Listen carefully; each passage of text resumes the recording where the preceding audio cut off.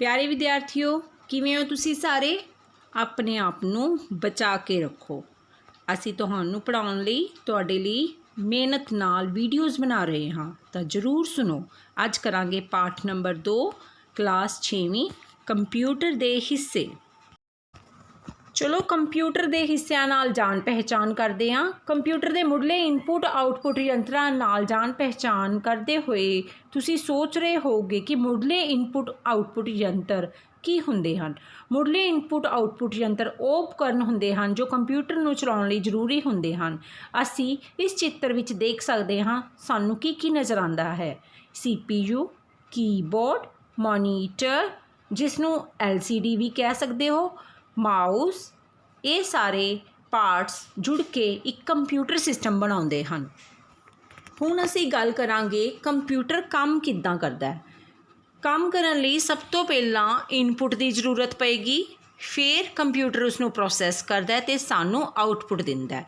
छोटी जी उदाहरण नाल दसदी हाँ, जिवें तुसीं 3+4 लिखिया तां ये तुहाडी इनपुट सी। कंप्यूटर ने तुहाडा प्लस ते काम किया, वो उसकी प्रोसैसिंग है तो तुहाडी आउटपुट 7 मिली। मतलब 3+4 प्रोसैस करन तो बाद कंप्यूटर ने तुहानूं जो जानकारी दिती कि 3+4 7 हुंदा है।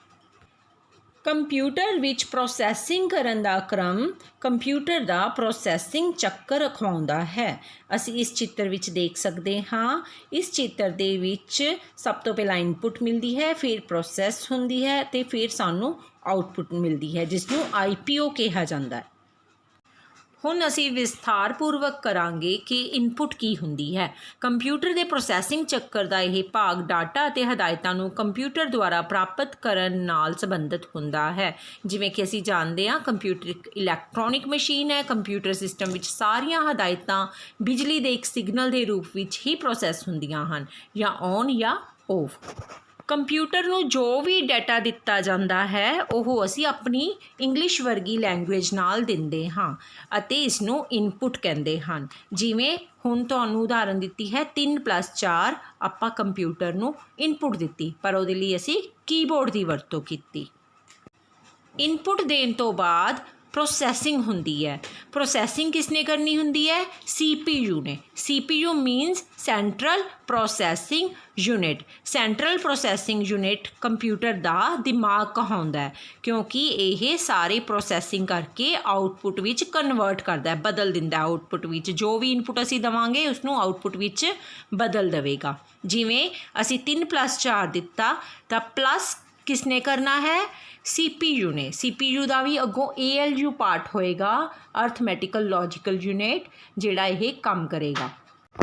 हुण प्रोसैसिंग तो बाद सानू जरूरत है साडी आउटपुट की। प्रोसैसिंग दे पूरा हो जाने तो बाद पैदा होया नतीजा आउटपुट यूनिट द्वारा यूज़र नूं दिता जाता है। कंप्यूटर सिस्टम का यह भाग इनपुट यूनिट तो उल्टा काम करता है। आउटपुट मंतव लई वरते जाने वाले उपकरण नतीजे नूं बिजली के सिग्नल तो मनुख द्वारा समझी जा सकन वाली किस्म विच बदल दिंदे हन अते यह जिवें हन LCD, मॉनीटर, स्पीकर, प्रिंटर, यह आउटपुट उपकरण हैं जिहड़े सानू आउटपुट दिंदे हन।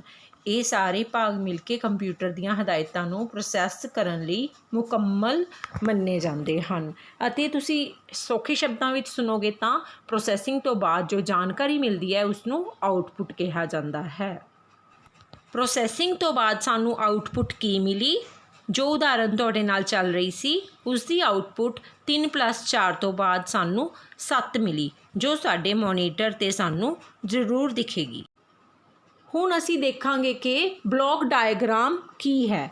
ब्लॉक डायग्राम जो कंप्यूटर दी है वो कंप्यूटर के सारे भागां दे आपसी संबंधां दी बनतर नूं दर्शाउंदी है। इस विच असी जो भी प्रोग्राम डाटा दिंदे हाँ इनपुट यंत्र राहीं वो साडा रैम दे विच जांदा है, जो कि मैमरी यूनिट का एक पार्ट है।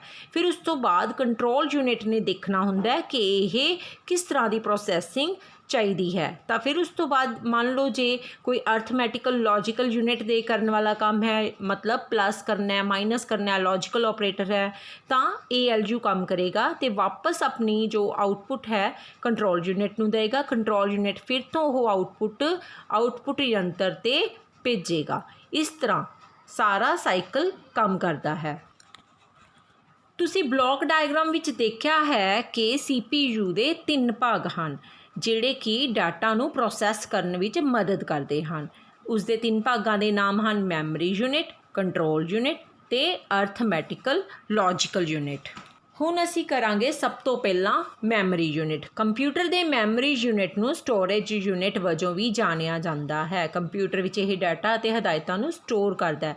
ਮੈਮਰੀਜ਼ ਬਹੁਤ ਕਿਸਮਾਂ ਦੀਆਂ ਹੁੰਦੀਆਂ ਹਨ। ਹਰੇਕ ਕਿਸਮ ਦੀ ਮੈਮਰੀ ਇੱਕ ਵੱਖਰਾ ਕੰਮ ਕਰਦੀ ਹੈ। ਉਸ ਦਾ ਆਕਾਰ, ਸਟੋਰੇਜ ਸਮਰੱਥਾ ਅਤੇ ਕੰਮ ਕਰਨ ਦਾ ਤਰੀਕਾ ਸਭ ਵੱਖਰਾ ਹੁੰਦਾ ਹੈ। ਕੰਟਰੋਲ ਯੂਨਿਟ ਕੰਪਿਊਟਰ ਦਾ ਦਿਮਾਗ ਹੁੰਦਾ ਹੈ। ਇਹ ਕੰਪਿਊਟਰ ਨੂੰ ਇਨਪੁੱਟ ਕੀਤੀਆਂ ਹਦਾਇਤਾਂ ਅਤੇ ਪ੍ਰੋਗਰਾਮ ਦੇ ਰੂਪ ਵਿੱਚ ਦਿੱਤਾ ਸਾਰਾ ਕੰਮ ਕਰਦਾ ਹੈ। ਇਹ ਇਨਪੁੱਟ ਯੰਤਰਾਂ ਤੋਂ ਇਨਪੁੱਟ ਪ੍ਰਾਪਤ ਕਰਦਾ ਹੈ ਤੇ ਕੰਟਰੋਲ ਸਿਗਨਲਸ ਤਿਆਰ ਕਰਦਾ ਹੈ। ਫਿਰ ਕੰਟਰੋਲ ਸਿਗਨਲ ਕੰਪਿਊਟਰ ਦੇ ਬਾਕੀ ਭਾਗਾਂ ਨੂੰ ਚਲਾਉਂਦੇ ਹਨ।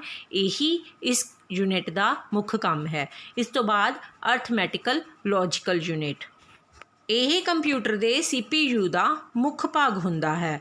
ਜਿਵੇਂ ਕਿ ਇਸ ਦੇ ਨਾਂ ਤੋਂ ਹੀ ਪਤਾ ਚੱਲਦਾ ਹੈ, ਇਹ ਗਣਿਤਕ ਤੇ ਤਰਕ ਨਾਲ ਸੰਬੰਧਿਤ ਕੰਮ ਕਰਦਾ ਹੈ। ਡਿਜੀਟਲ ਕੰਪਿਊਟਰ ਵਿੱਚ ਬਹੁਤ ਸਾਰੇ ਕੰਮ ਤਰਕ ਦੇ ਆਧਾਰ 'ਤੇ ਕੀਤੇ ਜਾਂਦੇ ਹਨ। ਪ੍ਰੋਸੈਸ ਕਰਨ ਲਈ ਬਹੁਤ ਸਾਰੀਆਂ ਗਣਨਾਵਾਂ ਨਾਲ ਸੰਬੰਧਿਤ ਕੰਮ ਹੁੰਦੇ ਹਨ। ਸਾਰੀਆਂ ਗਣਨਾਵਾਂ ਅਤੇ ਲੌਜੀਕਲ ਕੰਮ ਜਿਵੇਂ ਐਂਡ, ਔਰ, ਨੋਟ, ਇਹ ਸਭ ALU ਕਰਦਾ ਹੈ। ਕੰਪਿਊਟਰ ਸਿਸਟਮ ਦੀ ਪ੍ਰਾਇਮਰੀ ਮੈਮਰੀ ਨੂੰ ਮੁੱਖ ਮੈਮਰੀ ਵੀ ਕਿਹਾ ਜਾਂਦਾ ਹੈ। ਇਹ ਕੰਟਰੋਲ ਯੂਨਿਟ ਦੇ ਮਾਈਕਰੋ ਪ੍ਰੋਸੈਸਰ ਦੁਆਰਾ ਸਿੱਧੇ ਰੂਪ ਵਿੱਚ ਪਹੁੰਚ ਕੀਤੀ ਜਾਣ ਵਾਲੀ ਮੈਮਰੀ ਹੁੰਦੀ ਹੈ। ਸਾਰੀਆਂ ਹਦਾਇਤਾਂ ਅਤੇ ਡਾਟਾ ਪ੍ਰੋਸੈਸ ਹੋਣ ਤੋਂ ਪਹਿਲਾਂ ਪ੍ਰਾਇਮਰੀ ਮੈਮਰੀ ਵਿੱਚ ਮੌਜੂਦ ਹੋਣਾ ਲਾਜ਼ਮੀ ਹੁੰਦਾ ਹੈ। ਇਸ ਕਰਕੇ ਇਸ ਨੂੰ ਮੁੱਖ ਮੈਮਰੀ ਵੀ ਕਿਹਾ ਜਾਂਦਾ ਹੈ। ਕੰਪਿਊਟਰ ਵਿੱਚ 2 ਤਰ੍ਹਾਂ ਦੀਆਂ ਪ੍ਰਾਇਮਰੀ ਮੈਮਰੀਜ਼ ਹੁੰਦੀਆਂ ਹਨ, ਇੱਕ ਰੈਂਡਮ ਐਕਸੈਸ ਮੈਮਰੀ, ਦੂਜੀ ਰੀਡ ਓਨਲੀ ਮੈਮਰੀ।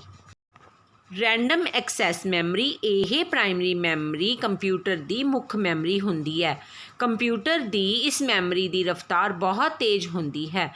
ਪ੍ਰੋਸੈਸਿੰਗ ਦੌਰਾਨ ਸਾਰੀਆਂ ਹਦਾਇਤਾਂ ਅਤੇ ਡਾਟਾ ਇਸੇ ਮੈਮਰੀ ਵਿੱਚ ਹੀ ਲੋਡ ਹੁੰਦਾ ਹੈ। ਇਹ ਮੈਮਰੀ ਅਸਥਿਰ ਕਿਸਮ ਦੀ ਹੁੰਦੀ ਹੈ। ਇਸ ਮੈਮਰੀ ਵਿੱਚ ਮੌਜੂਦ ਸਾਰਾ ਡਾਟਾ ਬਿਜਲੀ ਬੰਦ ਹੋਣ ਤੋਂ ਬਾਅਦ ਨਸ਼ਟ ਹੋ ਜਾਂਦਾ ਹੈ। ਇਹ ਮੈਮਰੀ ਉਪਕਰਨ ਡਾਟਾ ਨੂੰ ਪੱਕੇ ਤੌਰ 'ਤੇ ਸਟੋਰ ਨਹੀਂ ਕਰ ਸਕਦਾ। ਹੁਣ ਕਰਾਂਗੇ ਰੀਡ ਓਨਲੀ ਮੈਮਰੀ। ਇਹ ਕੰਪਿਊਟਰ ਸਿਸਟਮ ਵਿੱਚ ਲੱਗੇ ਮਦਰਬੋਰਡ 'ਤੇ ਪੱਕੇ ਤੌਰ 'ਤੇ ਲੱਗੀ ਹੁੰਦੀ ਹੈ। ਕੇਵਲ ਇਸ ਨੂੰ ਪੱਕੀ ਮੈਮਰੀ ਕਿਹਾ ਜਾਂਦਾ ਹੈ ਕਿਉਂਕਿ ਇਸ ਵਿੱਚ ਕੀਤਾ ਹੋਇਆ ਸਟੋਰ ਡਾਟਾ ਕਦੇ ਵੀ ਬਦਲਿਆ ਨਹੀਂ ਜਾ ਸਕਦਾ। ਹੁਣ ਅੱਗੇ ਵਧਦੇ ਹਾਂ ਸੈਕੰਡਰੀ ਮੈਮਰੀ ਵੱਲ। ਸੈਕੰਡਰੀ ਮੈਮਰੀ ਕੀ ਹੁੰਦੀ ਹੈ? ਸੈਕੰਡਰੀ ਸਟੋਰੇਜ ਆਗਜ਼ਿਲਰੀ ਮੈਮਰੀ ਵੀ ਕਹਾਉਂਦੀ ਹੈ। ਜਿਵੇਂ ਤੁਸੀਂ ਪੜ੍ਹ ਚੁੱਕੇ ਹੋ, ਪ੍ਰਾਇਮਰੀ ਮੈਮਰੀ ਦੇ ਵਿੱਚ ਡਾਟਾ ਜੋ ਸਟੋਰ ਹੁੰਦਾ ਹੈ ਉਹ ਪਰਮਾਨੈਂਟ ਨਹੀਂ ਹੁੰਦਾ ਅਤੇ ਰੋਮ ਦੇ ਵਿੱਚ ਅਸੀਂ ਕੁਝ ਚੇਂਜ ਨਹੀਂ ਕਰ ਸਕਦੇ। ਤਾਂ ਪੱਕੇ ਤੌਰ 'ਤੇ ਸਾਨੂੰ ਕੁਝ ਆਪਣੇ ਅਕੋਰਡਿੰਗਲੀ ਡਾਟਾ ਸੇਵ ਕਰਨਾ ਹੁੰਦਾ ਹੈ। ਅਸੀਂ CDs ਦੇ ਵਿੱਚ, DVD ਵਿੱਚ, ਪੈਨ ਡਰਾਈਵ ਦੇ ਵਿੱਚ ਉਹ ਡਾਟਾ ਸੇਵ ਕਰਦੇ ਹਾਂ। ਜਿਹੜੀ ਮੈਮਰੀ ਨੂੰ ਅਸੀਂ ਇੱਕ ਜਗ੍ਹਾ ਤੋਂ ਦੂਜੀ ਜਗ੍ਹਾ 'ਤੇ ਲੈ ਕੇ ਜਾ ਸਕਦੇ ਹਾਂ ਉਸ ਨੂੰ ਕਹਿੰਦੇ ਹਨ ਆਗਜ਼ਿਲਰੀ ਜਾਂ ਸੈਕੰਡਰੀ ਮੈਮਰੀ। ਹੁਣ ਕਰਾਂਗੇ ਅਸੀਂ ਕੰਪਿਊਟਰ ਦੀਆਂ ਕਿਸਮਾਂ। ਸਭ ਤੋਂ ਪਹਿਲਾਂ ਪਰਸਨਲ ਕੰਪਿਊਟਰ। ਅੱਜ ਕੱਲ੍ਹ ਸਭ ਤੋਂ ਜ਼ਿਆਦਾ ਇਹੀ ਵਰਤੇ ਜਾਂਦੇ ਹਨ। ਇਸ ਨੂੰ ਡੈਸਕਟਾਪ ਕੰਪਿਊਟਰ ਵੀ ਕਿਹਾ ਜਾਂਦਾ ਹੈ, ਮਾਈਕਰੋ ਕੰਪਿਊਟਰ ਵੀ ਕਿਹਾ ਜਾਂਦਾ ਹੈ। ਆਮ ਆਕਾਰ ਦੀ ਸਟੋਰੇਜ ਸਮਰੱਥਾ ਅਤੇ ਪ੍ਰੋਸੈਸਿੰਗ ਕਰਨ ਦੀ ਰਫ਼ਤਾਰ ਹੁੰਦੀ ਹੈ। ਇਸ ਦੀ ਕੀਮਤ ਵੀ ਘੱਟ ਹੁੰਦੀ ਹੈ। ਸਾਡੀ ਲੈਬ ਵਿੱਚ ਇਹੀ ਹਨ। ਹੁਣ ਕਰਾਂਗੇ ਮਿਨੀ ਕੰਪਿਊਟਰ। ਮਿਨੀ ਕੰਪਿਊਟਰ ਕੀ ਹੁੰਦੇ ਹਨ? ਇਸ ਕਿਸਮ ਦੇ ਕੰਪਿਊਟਰਾਂ ਵਿੱਚੋਂ ਮਾਈਕਰੋ ਕੰਪਿਊਟਰ ਦੇ ਮੁਕਾਬਲੇ ਵਧੇਰੇ ਗੁਣ ਅਤੇ ਪ੍ਰੋਸੈਸਿੰਗ ਸਮਰੱਥਾ ਹੁੰਦੀ ਹੈ। ਇਹ ਕੰਪਿਊਟਰ ਉਸ ਖੇਤਰ 'ਚ ਵਰਤੇ ਜਾਂਦੇ ਹਨ ਜਿੱਥੇ ਬਹੁਤ ਸਾਰੇ ਯੂਜ਼ਰਸ ਇਕੱਠੇ ਕੰਮ ਕਰਦੇ ਹਨ। ਇਸ ਕਿਸਮ ਦੇ ਕੰਪਿਊਟਰ ਵੱਡੇ ਵਪਾਰਾਂ, ਵੱਡੀਆਂ ਟੀਮਾਂ ਦੇ ਆਧਾਰਿਤ ਕੰਪਨੀਆਂ, ਸਾਇੰਸ ਨਾਲ ਸੰਬੰਧਿਤ ਐਪਲੀਕੇਸ਼ਨਸ ਵਿੱਚ ਵਰਤੇ ਜਾਂਦੇ ਹਨ। ਮੇਨਫ੍ਰੇਮ ਕੰਪਿਊਟਰਸ। ਇਹ ਕੰਪਿਊਟਰ ਵਧੇਰੇ ਮਾਤਰਾ ਵਿੱਚ ਡਾਟਾ ਨੂੰ ਤੇਜ਼ ਰਫ਼ਤਾਰ ਨਾਲ ਪ੍ਰਬੰਧ ਕਰਨ ਅਤੇ ਪ੍ਰੋਸੈਸ ਕਰਨ ਯੋਗ ਹੁੰਦੇ ਹਨ। ਇਹ ਕੰਪਿਊਟਰ ਬਹੁਤ ਸਾਰਾ ਡਾਟਾ ਤੇਜ਼ ਰਫ਼ਤਾਰ 'ਤੇ ਪ੍ਰੋਸੈਸ ਕਰਨ ਯੋਗ ਹੁੰਦੇ ਹਨ। ਮੇਨਫ੍ਰੇਮ ਕੰਪਿਊਟਰ ਦੀ ਵਰਤੋਂ ਵੱਡੇ ਦਫ਼ਤਰਾਂ ਜਿਵੇਂ ਸਰਕਾਰੀ ਦਫ਼ਤਰਾਂ, ਬੈਂਕਾਂ ਜਾਂ ਕੰਪਨੀਆਂ ਵਿੱਚ ਹੁੰਦੀ ਹੈ। ਸੁਪਰ ਕੰਪਿਊਟਰ ਸਿਸਟਮ ਸਭ ਤੋਂ ਸ਼ਕਤੀਸ਼ਾਲੀ ਕੰਪਿਊਟਰ ਹੁੰਦਾ ਹੈ। ਇਹਨਾਂ ਕੰਪਿਊਟਰਾਂ ਦੀ ਪ੍ਰੋਸੈਸਿੰਗ ਸਮਰੱਥਾ ਅਤੇ ਰਫ਼ਤਾਰ ਬਹੁਤ ਤੇਜ਼ ਹੁੰਦੀ ਹੈ। ਇਹਨਾਂ ਦੀ ਸਟੋਰੇਜ ਸਮਰੱਥਾ ਵੀ ਵੱਧ ਹੁੰਦੀ ਹੈ। ਸ਼ਕਤੀਸ਼ਾਲੀ ਹੁੰਦੇ ਹਨ, ਮਹਿੰਗੇ ਹੁੰਦੇ ਹਨ ਅਤੇ ਮੌਸਮ ਵਿਭਾਗ ਵਿੱਚ ਵਰਤੇ ਜਾਂਦੇ ਹਨ। ਜਲਵਾਯੂ ਨਿਰੀਖਣ, ਤੇਲ ਜਾਂ ਗੈਸ ਪੜਚੋਲ ਆਦਿ ਵਿੱਚ ਵੀ ਇਹਨਾਂ ਕੰਪਿਊਟਰਾਂ ਦਾ ਪ੍ਰਯੋਗ ਕੀਤਾ ਜਾਂਦਾ ਹੈ। ਜੇ ਤੁਹਾਨੂੰ ਵੀਡੀਓ ਪਸੰਦ ਆਈ ਤਾਂ ਲਾਈਕ, ਸ਼ੇਅਰ ਅਤੇ ਸਬਸਕ੍ਰਾਈਬ ਜ਼ਰੂਰ ਕਰੋ। ਧੰਨਵਾਦ।